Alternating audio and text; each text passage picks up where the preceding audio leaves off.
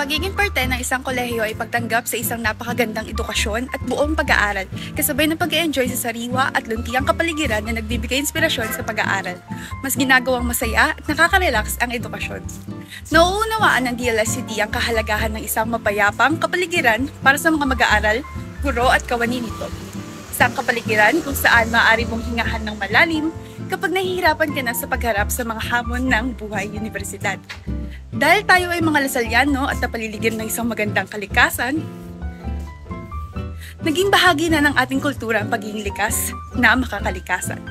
Sa katunayan, ang De La Salle University Dasmariñas, ang ating pamantasan, ay patuloy na hinahawakan ng titulong pinakamakakalikasang universidad sa Pilipinas para sa ika-10 taon sunod-sunod, ayon sa pinakabagong Universitas Indonesia Green Metric World University Rankings. At isa sa mga konkretong patunay ng kulturang ito ay ang Ikot Lasal. Isang madali ang paraan ng transportasyon sa paligid ng campus, ang Ikot Lasal ay naglalakbay sa mga daanan ng DLSCD mula pa noong 2 ng Hunyo taong 2008. Proyekto ito ng Parents Organization Lasal Cavite at nag-aalok ng mas eco-friendly na alternatibo kaysa sa karaniwang jeepneys dahil ito umiikot gamit ang kuryente. Sa tulong ng proyektong ito, mas napapadali ang biyahe ng mga mag-aaral kagaya ko at guro sa kanilang mga klase dahil sa elip na 8 minuto, 2 hanggang 5 minuto na lamang ang kinakailangan para makarating sa kanilang pinupuntahan.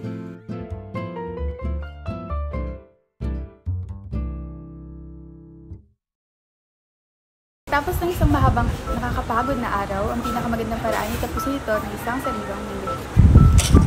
Makikita ninyo na ang straw ay gawa pa rin sa papel at ito ay isa pa rin hakbang ng ating institusyon upang mapreserba ang kulturang makakalikasan.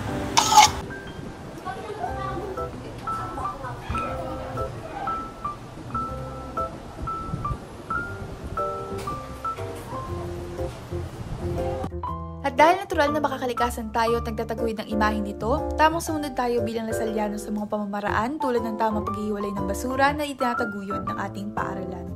Euphoria. Iyan ang salitang sumasalamin sa naramdaman ko pagkatungtong at pagkapasok sa loob ng ating mahal na universidad dahil pagpasok mo ikaw ay sasalubungin ng natatanging muntiang paraiso na mayroon ang ating pamantasan, ang De La Salle University Dasmariñas. Para sa isang engineering student na kagaya ko, tunay na nakakakalma at nakakapayapa ng isipan ang ma-immerse, maglakad at magmuni-muni sa nagtatangkarang puno at halaman mayroon ang universidad. Sa katotohanan, bilang isang college student na nasa second year niyan na ng kolehiyo, masasabi kong parang naging karamay at kaibigan ko na ang biyaya ng kalikasan na mayroon ang ating paaralan. Bye-bye!